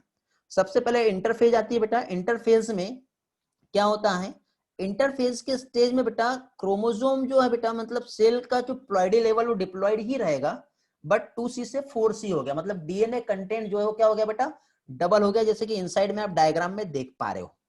ठीक है, मतलब यहाँ पे ये एक था तो ये 1 से 2 हो गया, इस तरह से 2C से 4C हो गया। अब इसके बाद हो रहा है मियोसिस। मियोसिस बेटा दो स्टेप में कंप्लीट होता है, मियोसिस 1 होता है और मियोसिस 2 होता है। प्रोफेज, मेटाफेज, एनाफेज और टीलोफेज ये दोनों भी डिवीजन में सेम है, बट मियोसिस 1 जो होता है इसमें प्रोफेज यदि हम देखें तो प्रोफेज जो होता है बेटा यहाँ पे डिफरेंट टाइप के स्टेजेस आती है, leptotene, zygotene, pachytene, diplotene and diakinesis, ये स्टेजेस है। फिलहाल हम इस स्टेज को नहीं देखेंगे, ठीक है। इस पार्ट में मैं आपको मियोसिस ज्यादा डिटेल में नहीं समझाऊंगा, जो मेन कंसेप्ट है वही मैं बता रहा हूं, यदि आपका नहीं भी पढ़ा हुआ है तो भी आप लोगों को समझ में आ जाएगा। ओके, समझ में आ गया, क्लियर हुआ बेटा। मैं आपको आउट कर दूंगा बेटा क्लास से, ठीक है। ये नहीं सोचो कि मुझे आपका नाम नहीं दिखाई दे रहा है, कुछ प्रॉब्लम है बेटा। संचाली, क्या प्रॉब्लम हुआ, आउट कर दिया मैंने आपको। ये कौन है संचाली, में उसे तो नया नाम दिख रहा है, कौन है बेटा, ये आपके क्लास में है क्या ये संचाली सुखदेव, कौन है ये, किसके बैच की है बेटा ये संचाली सुखदेव, नहीं जानते आप, ठीक है रिमूव कर दिया। भंडारा, बहुत दिनों के बाद दिख रही है, फर्स्ट टाइम दिख रही है मुझे लगता है, तो ठीक है रिमूव कर दिया हूं फिलहाल उसे मैंने, क्योंकि इस तरह से अननेसेसरी बीच में डिस्टर्बेंस नहीं चाहिए। कुछ प्रॉब्लम है चैट बॉक्स में क्वेश्चन कर सकते हैं, हैंड रेज कर सकते हैं। हाँ, तो सेल डिवीजन हम पढ़ रहे हैं बेटा, मियोसिस समझ रहे हैं। तो मियोसिस में देखो बेटा, यहाँ पे सबसे पहले ये फर्स्ट मियोसिस और सेकंड मियोसिस बताएं। यहाँ पे मेनली ये जो पोर्शन है बेटा ये एनाफेज को ही समझा रहा है, एनाफेज को समझा रहा है मींस देखो मैं आपको एक काम करता हूं, जो हमारा एनसीईआरटी का जो डेटा है उसको मैं समझाता हूं तो आपको और भी अच्छे से समझेगा। ओके, तो तो अब देखिए बेटा, पहली चीज तो ये G1 फेज और G2 फेज ये बताया हुआ है। तो पहली चीज तो बेटा देखो, यहाँ पे ये जो क्रोमोसोम बताए हैं, ये कितना है बेटा, डीएनए कंटेंट 2C है, जो आगे चल के 4C हो जा रहा है, ये देखो दिखाई दे रहा है। फिर ये होने के बाद बेटा ये मियोसिस 1 बेटा एनाफेज की है। तो मियोसिस 1 एनाफेज, तो पहले एक काम करते हैं, देखो प्रोफेज आता है। तो प्रोफेज में सबसे पहले क्या होता है, यदि एक सेल है और सेल में क्रोमोजोम है, तो क्रोमोजोम में सबसे पहले क्या होता है बेटा, ये जो न्यूक्लियर मेम्ब्रेन जो होती है डिसअपियर होंगी। उसके बाद क्रोमोजोम आपस में कंडेंस्ड होते हैं। तो इस तरह से क्रोमोजोम जो है बेटा दिखाई देते हैं। पहले तो डीएनए स्कैटर्ड फॉर्म में होता है, बट सेल डिवीजन जब स्टार्ट होता है तो क्रोमोजोम जो है बेटा कंडेंस्ड हो गए। कंडेंस्ड होने के बाद बेटा, डबल होने के बाद देखो क्रोमोजोम आपस में इस तरह से पेयरिंग कर रहे हैं। पेयरिंग करने के बाद जब मेटाफेज आता है, तो मेटाफेज में क्या होता है बेटा, क्रोमोजोम आपस में इस तरह से इक्वेटोरियल में क्या होता है, अलाइन करता है। अलाइन करने के बाद फाइनली यहाँ पे क्या होगा, स्पिंडल फाइबर फॉर्म होता है। और स्पिंडल फाइबर फॉर्म होने के बाद इस तरह से क्या होता है, जो क्रोमेटिड होता है उसको पकड़ के अपने तरफ खींच रहा होता है। तो ये मियोसिस 1 का एनाफेज स्टेज है बेटा। तो यहाँ पे देखो अपने तरफ खींचा, तो इस तरह से ये दो पार्ट में अलग अलग डिवाइड हो गए। ठीक है, फिर ये डिवाइड होने के बाद ये इधर चला जाएगा, ये इधर चला जाएगा।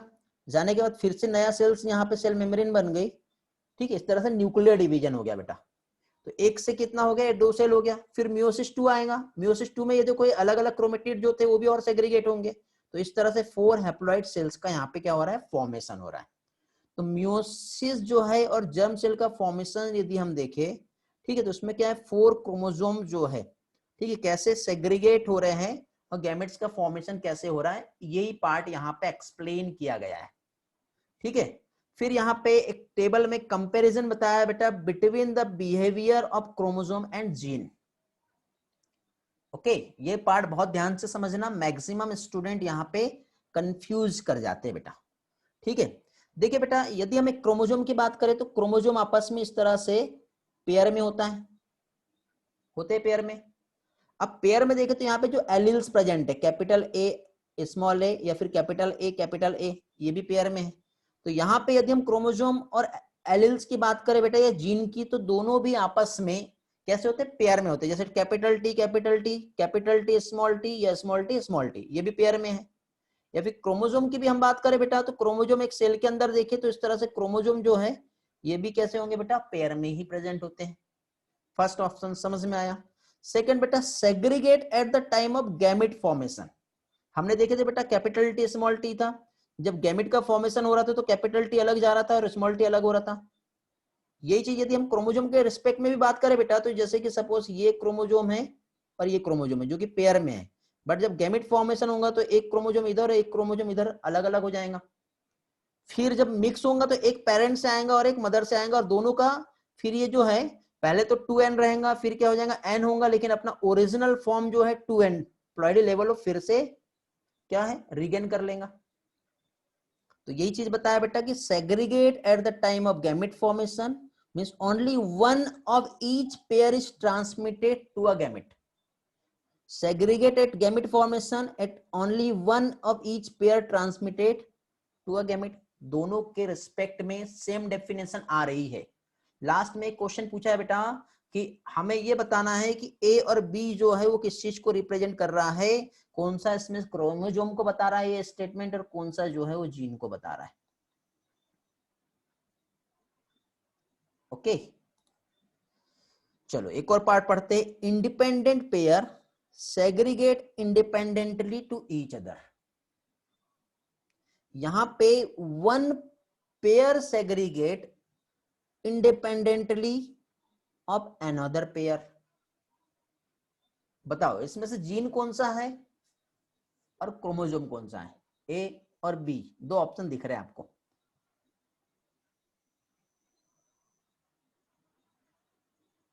ओके, वेरी गुड प्रगति।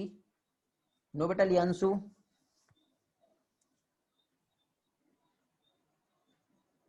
गुड तेजस्विनी, गुड साहिल, गुड शुभम, हाँ गुड प्रगति, गुड साइली, वेरी गुड, समझ में आ गया, गुड। ए जो है ये रिप्रेजेंट कर रहा है जीन को और बी रिप्रेजेंट कर रहा है क्रोमोसोम को। क्यों क्रोमोसोम को, यहां पे देखो ध्यान से समझो, one pair segregate independently of another pair. समझा। अब देखो मैं ये पहले का डायग्राम बता रहा हूं। वन पेयर जो एक दूसरे पेयर से इंडिपेंडेंटली सेग्रीगेट हो रहा है, ये क्रोमोसोम है।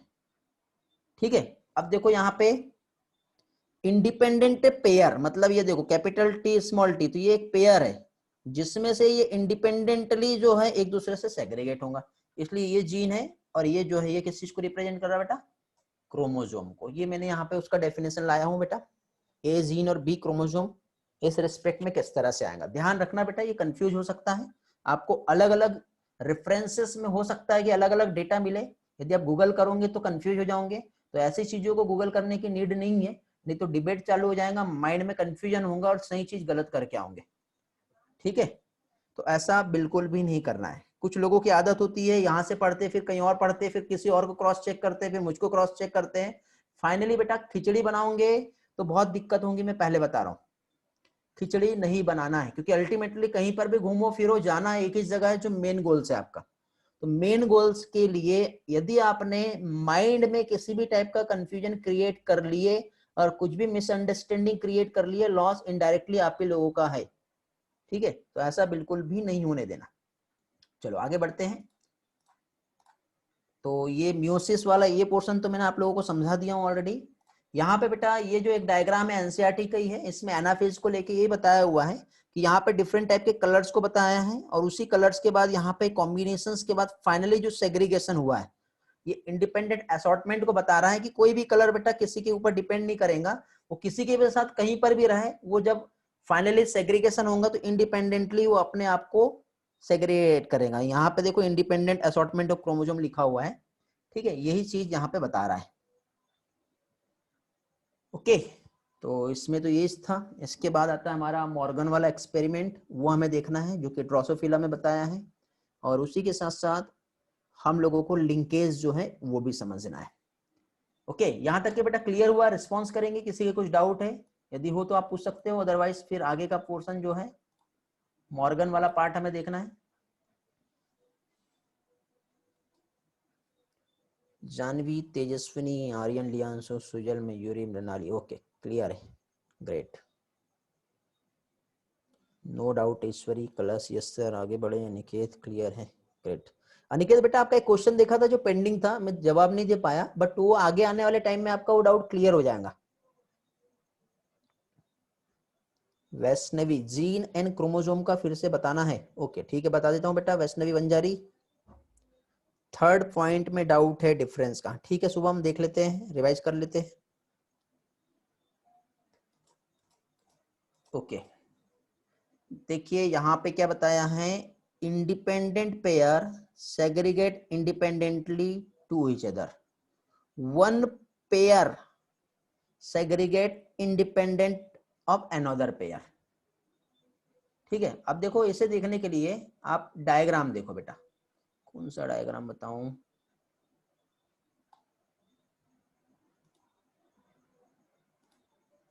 देखो बेटा इस डायग्राम पे देखो, ये इसको एक पेयर कहा है, समझ में आ रहा है? तो एक पेयर दूसरे पेयर से इंडिपेंडेंट सेग्रीगेट हुआ है, ये क्रोमोसोम के रिस्पेक्ट में।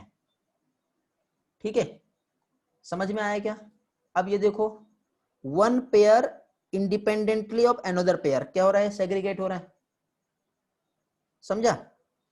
अब यहाँ पे इंडिपेंडेंट पेयर, अब देखो जैसे कि जीन की यदि हम बात करें तो ये जीन कैपिटल ए और स्मॉल ए यहाँ पे यदि प्रेजेंट है, तो ये जब गैमेट बनेंगे तो ये वाला अपने इस पेयर से इंडिपेंडेंटली सेग्रीगेट हो सकता है, ये बता रहा है।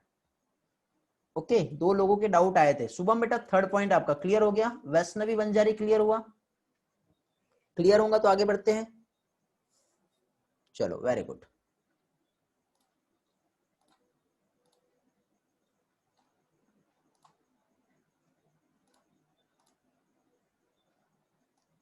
चलो थॉमस हंट मॉर्गन जो है और उनके कलीग्स, उन्होंने बेटा सेक्सुअल रिप्रोडक्शन के बेसिस पे जो वेरिएशन हो रहा था इसको डिस्कवर्ड किए, और डिस्कवरी के लिए इन्होंने बेटा फ्रूट फ्लाई जिसका नाम था ड्रोसोफिला मेलेनोगास्टा, इसका यूज किए। क्वेश्चन ये है कि सारी दुनिया छोड़ के उनको मक्खी मिली क्या और दूसरी चीज नहीं मिली? रीजन था बेटा, देखो मेंडल ने पी का प्लांट लिया, पी के प्लांट का एक्सपेरिमेंट किया, चलो हमने बहुत सारे फीचर्स देखे, लेकिन बेटा यदि हम सीजनल वैरायटी की बात करें तो जो मटर का प्लांट है वो पर्टिकुलर सीजन में आएगा, ओके, पर्टिकुलर सीजन में आएगा तो एक सीजन जाने के बाद अगले सीजन के लिए हमको वेट करना पड़ेगा। बट बेटा ये जो फ्रूट फ्लाई ड्रोसोफिला जो था, इसमें इसका एडवांटेज ये था कि उसे किसी भी सीजन में सालों साल ग्रो करा सकते हैं, कम टाइम में ज्यादा अच्छा रिजल्ट मिल सकता है। तो यहाँ पे देखिए बेटा ड्रोसोफिला मेलोनोगास्टर्स जो है, इसमें स्टडी करने के लिए पहली चीज तो उसको कोई भी ऐसा हमको कॉम्प्लिकेटेड मीडियम नहीं चाहिए, एकदम सिंपल मीडियम पे उसको ग्रो करा सकते थे लेबोरेटरी में। लाइफ साइकिल बेटा 2 वीक में कंप्लीट हो जाता है। यदि किसी का लाइफ साइकिल 1 साल है तो हमको बहुत वेट करना पड़ता है, लेकिन 2 वीक में देखो कितना अच्छा रिजल्ट हमको 2 वीक में मिल जाएगा। और अच्छा एडवांटेज तो ये था कि जब सिंगल मैटिंग कराओ ना तो लार्ज नंबर ऑफ प्रोजेनी मिलती है, और उसमें कितने वेरिएशंस आ रहे हैं ये सारे वेरिएशंस कम टाइम पे बहुत अच्छे से समझ सकते हैं, इसलिए उन्होंने फ्रूट फ्लाई का यूज किया। और साथ ही साथ इसमें सबसे अच्छी बात यह है कि मेल और फीमेल ड्रोसोफिला जो है, जैसे मेल ड्रोसोफिला थोड़ा बड़ा होता है ना साइज में, तो इजीली बेटा मेल और फीमेल सेक्सेस को बहुत इजीली डिस्टिंग्विश कर सकते हैं कौन सा मेल है और कौन सा फीमेल है।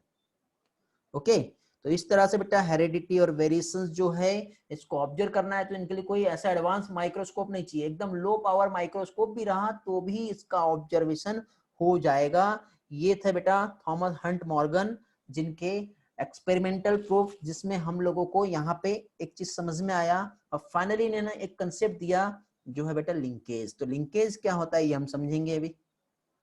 लिंकेज बेटा जैसे कि फॉर एग्जांपल क्या कह सकते हैं, जैसे कि सपोज ये एक बाइक है। ओके, अब ये जो एक बाइक है बेटा, इस बाइक में जैसे कि चिंटू बैठा है और पिंटू बैठा है, तो ये चला जो रहा बाइक चिंटू चला रहा है। अभी चिंटू को मान लो जैसे मेडिकल स्कोर जाना है और पिंटू को बर्डी जाना है, किसकी चलेगी बताओ?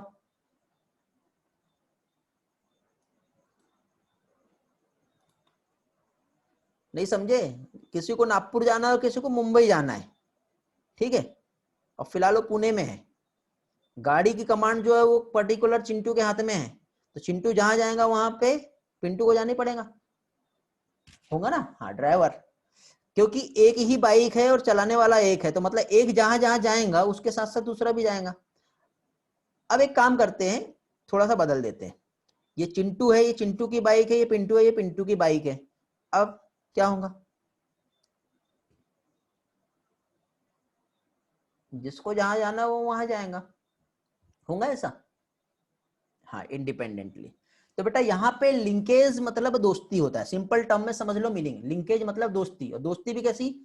पक्की दोस्ती, ठीक है। लिंकेज समझ रहे हैं अभी हम लोग, तो लिंकेज मतलब पक्की दोस्ती। पक्की दोस्ती मतलब जैसे कि सपोज ये क्रोमोसोम है और यदि इस क्रोमोसोम पे जीन प्रेजेंट है, ओके, अब ये जीन ए है, capital A small A capital B small B, इस क्रोमोसोम पे यदि जीन प्रेजेंट है और दोनों पास पास में है और जुड़े हुए हैं, टाइटली लिंक है, समझ गए? तो जब यहाँ पे क्रॉसिंग ओवर होगा भी तो क्या होगा फाइनली बेटा, ये पक्की दोस्ती की वजह से जैसे जैसे ये एक तरफ जाएंगे वैसे वैसे दूसरे तरफ जाएंगे, तो यहाँ पे बेटा लॉ ऑफ इंडिपेंडेंट असॉर्टमेंट जो है वो फेल हो जाता है। सबसे बड़ा एक्सेप्शन है लॉ ऑफ इंडिपेंडेंट असॉर्टमेंट का। मेंडल ने क्या बोला था कि यहाँ पे कैपिटल ए को अपनी मर्जी से जाना है और कैपिटल बी को अपनी मर्जी से जाना है, तो जाने दो, चले जाएंगे।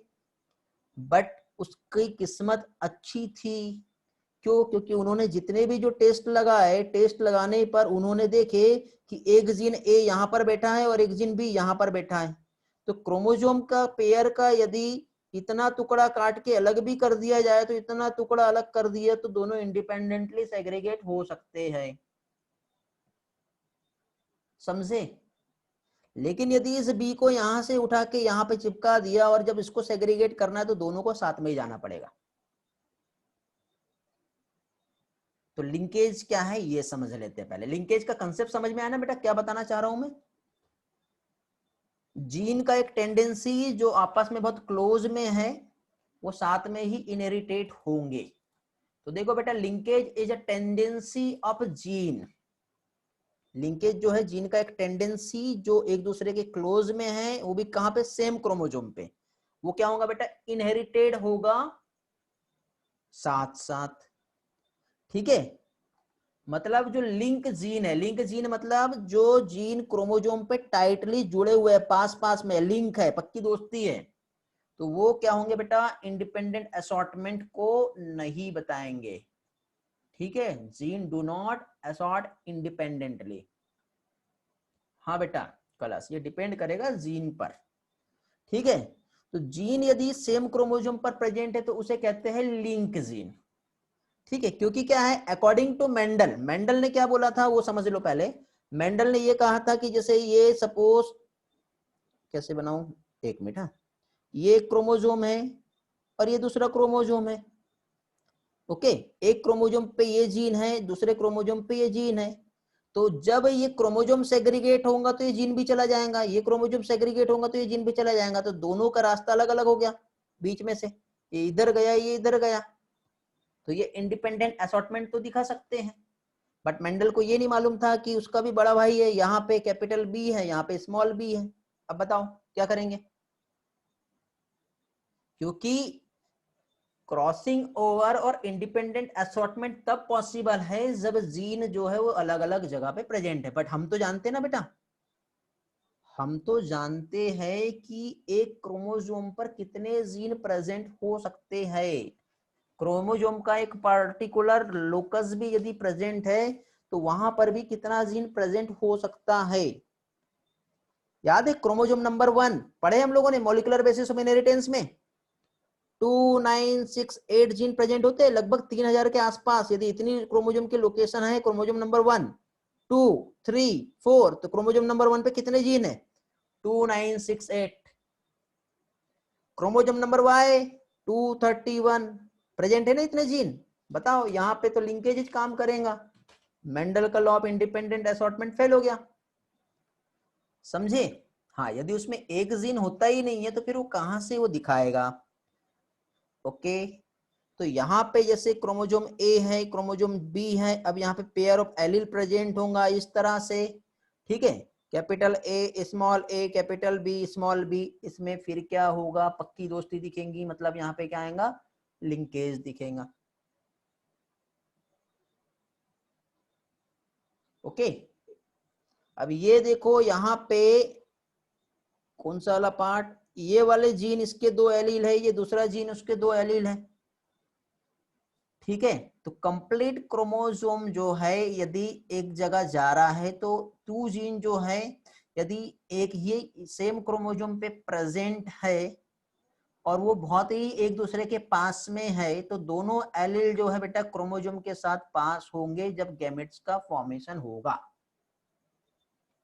ओके, एक डेफिनेशन बता रहा हूं, ध्यान से सुनना। When two genes are situated on same chromosome and they are situated very close to each other, both the allele of one chromosome are passed together in the gametes।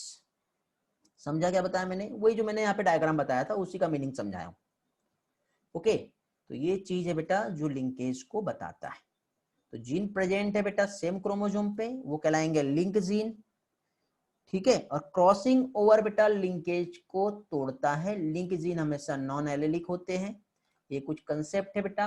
Linkage और independent assortment को यदि हम देखें तो dihybrid cross में plant में कुछ इस तरह से हम बता सकते हैं। इन केस लिंकेज यदि हम देखें डायहाइब्रिड क्रॉस, तो डायहाइब्रिड क्रॉस के अकॉर्डिंग बताओ बेटा, यदि लिंकेज है तो सिर्फ यहाँ पे 2 टाइप के गैमेट बनेंगे। यदि इंडिपेंडेंट असॉर्टमेंट हो रहा है तो चारों के चारों क्या होंगे बेटा, अलग अलग हो जाएंगे, यही पढ़े हम लोगों ने। तो ये दोनों का कंसेप्ट है। अब लिंकेज यदि हम देखें, मतलब लिंकेज ग्रुप होता है, एक क्वेश्चन एग्जाम में आता है लिंकेज ग्रुप को लेकर के। तो लिंकेज ग्रुप क्या होता है बेटा, तो ऑल जीन जो बेटा क्रोमोसोम पे प्रेजेंट होते हैं, कितने जीन उस क्रोमोसोम पे प्रेजेंट है उसको कलेक्टिवली यदि हम देखें तो वो कहलाता है लिंकेज ग्रुप। और लिंकेज ग्रुप मतलब नंबर ऑफ हैप्लॉइड क्रोमोसोम, ये क्वेश्चन आएंगे बेटा एमसीक्यू में, याद रखना। Number of haploid homologous chromosome जो होता है वो क्या कहलाएंगे, लिंकेज ग्रुप। ओके, फिर उसके बाद लिंकेज के 2 टाइप्स होते हैं। एक लिंकेज होती है बेटा कंप्लीट लिंकेज, एक होता है इनकम्प्लीट लिंकेज। तो कंप्लीट और इनकम्प्लीट क्या है ये समझ लो। कंप्लीट कब होंगी बेटा, यदि क्रोमोसोम है इस क्रोमोजोम पे जीन पास पास में है, पास पास में है, तो ये लिंकेज कंप्लीट होंगे। यदि ये क्रोमोजोम है, इस क्रोमोजोम पे जीन बेटा एक बैठा इधर, दूसरा बैठा इधर, तो इनके बीच में बेटा लिंकेज हो भी सकती है, बट वो इनकम्प्लीट होंगे। क्यों? क्योंकि बीच में से तोड़ के इसको एक को अलग कर देंगे और एक को इधर कर देंगे, तो इस टाइप का जो लिंकेज है वो क्या होगा बेटा? इनकम्प्लीट। तो most common type of linkage जो होती है बेटा वो होती है इनकम्प्लीट। ये बहुत कम देखने को मिलती है। कंप्लीट लिंकेज की बात करेंगे तो बेटा पेरेंटल कॉम्बिनेशन ही देखने को मिलेगा। समझ में आ रहा है? पेरेंटल कॉम्बिनेशन मींस इनके बीच में किसी भी टाइप का रिकॉम्बिनेशन नहीं होगा। ये मेल ड्रोसोफिला में देखने को मिलता है। बट इनकम्प्लीट लिंकेज जो है बेटा, इसमें पेरेंटल के साथ ही साथ रिकॉम्बिनेंट गैमीट भी देखने को मिलेंगे। एनसीईआरटी में देखो एक 37 पॉइंट समथिंग कुछ और 62 पॉइंट कुछ वाला एक एग्जांपल दिया हुआ है, वाला यहाँ पर अप्लाई होता है। वो दिखाऊंगा, बताऊंगा मैं आगे चल के। ठीक है, आज कंसेप्ट समझ लो। तो यहाँ पे रिकॉम्बिनेशन फ्रीक्वेंसी जो है वो क्या होगा बेटा? या तो 50% के इक्वल होगा या 50% से कम होगा। किसमें? इनकम्प्लीट लिंकेज में। ये जो थ्योरी है ध्यान से समझ लो, थ्योरी याद रखना है आप लोगों को, ठीक है। और ये सारी चीजें इंपॉर्टेंट है। इसमें हम मॉर्गन का एक एक्सपेरिमेंट देखेंगे बेटा, जो कि डाइहाइब्रिड क्रॉस में मॉर्गन ने कंडक्ट किया था, जिसमें क्रॉस ए जो है और क्रॉस बी मींस वहां पे बॉडी कलर को लेकर के और आई कलर्स जो है उसको, और जो विंग्स है मैनिचर विंग्स जो है उसको लेकर के ये क्रॉस कराया है। ये वाला क्रॉस जो है नेक्स्ट लेक्चर में मैं बताता हूँ, वरना आप लोग आज एक्स्ट्रा बता दूंगा तो कंफ्यूज हो जाओगे, ठीक है, ब्रेन हैंग हो जाएगा। फ्रेश माइंड से इस क्रॉस को समझेंगे तो ज्यादा अच्छे से समझ में आएगा। फिर भी एक कंसेप्ट बता दे रहा हूँ बेटा, यहाँ पे ये एक क्रॉस है और ये दूसरा, दो अलग अलग सेपरेट क्रॉस किया है, इसको ऐसे दो अलग पार्ट में डिवाइड कर लो, ठीक है। ये F1 जनरेशन है, इसमें उसने वाइल्ड टाइप, म्यूटेंट टाइप और एक नॉर्मल एलील जीन्स को लेके क्रॉस कराया है, F1 जनरेशन आई, और उसके ही यहाँ पे गैमेट्स बनाए। तो एक साइड बेटा पेरेंटल कॉम्बिनेशन बताया है, मतलब इसमें पेरेंटल मतलब ये पक्के टाइटली जीन थे, तो लिंकेज का परसेंटेज 98.7 मिला है। बट यहाँ पे उसने क्या बताया बेटा? ये इनकम्प्लीट लिंकेज को बताया है, जिसमें 62% जो है पेरेंटल आया है और 37 जो है वो रिकॉम्बिनेंट टाइप आया है। तो इस तरह से वही पार्ट जो मैं थोड़ी देर पहले आप लोगों को जो कंपैरिजन में समझा रहा था, वही सारी चीजें यहाँ पे बताई हुई है। ओके बेटा, समझा क्या? तो ये है बेटा लिंकेज के कुछ कंसेप्ट जो आज हम लोगों ने यहाँ पे समझे। किसी को कुछ क्वेश्चन पूछना है बेटा? यदि हाँ तो आप पूछ सकते हो।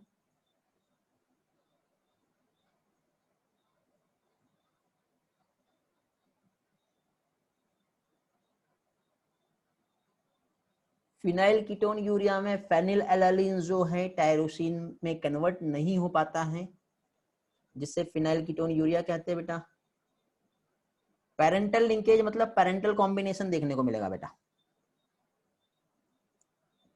जैसे पेरेंट्स है वैसे ही बच्चे आएंगे।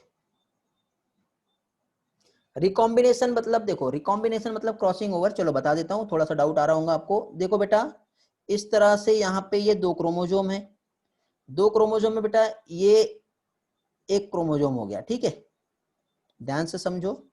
और उसके बाद बेटा ये दूसरा क्रोमोजोम हो गया। अब ये दोनों क्रोमोजोम जो है, यदि इनके बीच में क्रॉसिंग ओवर होता है, क्रॉसिंग ओवर का मतलब क्या होगा बेटा? क्रॉसिंग ओवर की यदि हम बात करें, जस्ट वेट, कलर चेंज करके इसको व्हाइट बैकग्राउंड बना देता हूं। ओके, तो अब देखिए क्या होगा, यदि मान लो इनके बीच में क्रॉस होता है, तो क्रॉस होने के बीच में क्या होगा? जैसे सेल डिवीजन होता है तो बेटा क्याजमेटा बनता है, आपको याद होगा। क्याजमेटा मतलब क्रोमोसोम जो है आपस में इस तरह से क्या होगा बेटा? ऐसे पेयर कर जाएंगे, ठीक है। अब पेयर करने के बाद फाइनली क्या होगा? इसका ये वाला कुछ पार्ट इधर चला जाएगा, इसका कुछ पार्ट इधर आ जाएगा। तो जैसे कि सपोज अब आधा पार्ट भी जा सकता है और सारा पार्ट भी जा सकता है। जैसे ये क्रोमोजोम हो गया, इसमें कुछ पार्ट जो है बेटा ये वाला आ गया, मतलब इसे कहेंगे रिकॉम्बिनेशन। और दूसरा क्रोमोजोम जो था ये वाला क्रोमोजोम, इसमें भी कुछ पार्ट जो है बेटा रेड वाला आ गया इस तरह से, तो ये होता है बेटा recombination.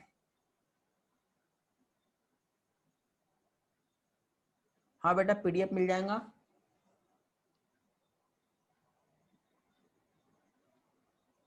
Try hybrid cross send किया, हाँ बेटा अभी थोड़ा सा टाइम बिजी चल रहा था, देख नहीं पाया हूँ, मैं चेक कर लूंगा फिर आपको रिस्पॉन्स करता हूँ।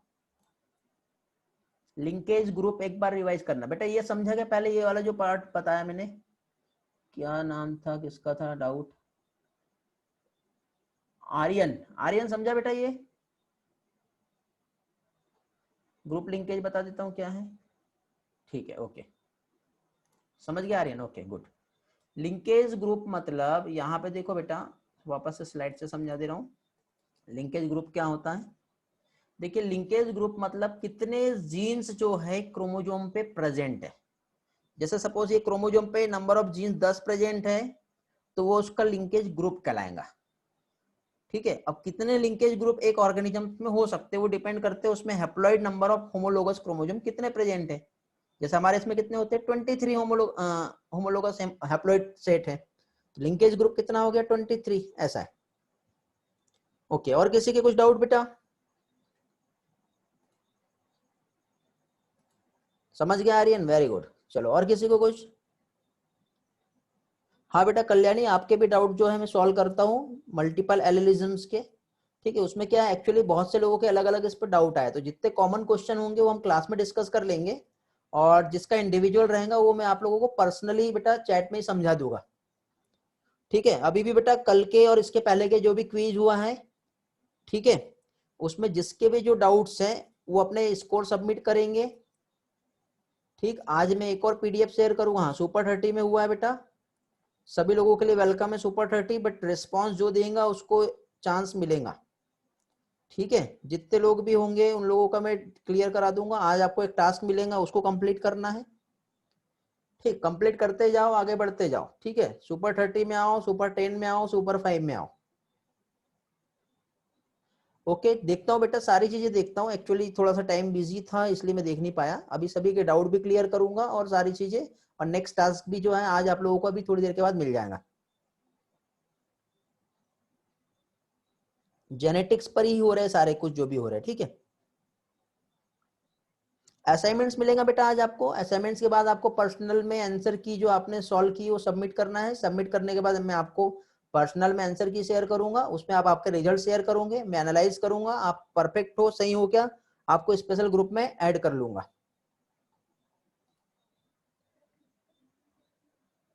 ठीक है बेटा, चलो मिलते हैं फिर, बाय, नेक्स्ट क्लास में मिलते हैं। Okay, bye bye.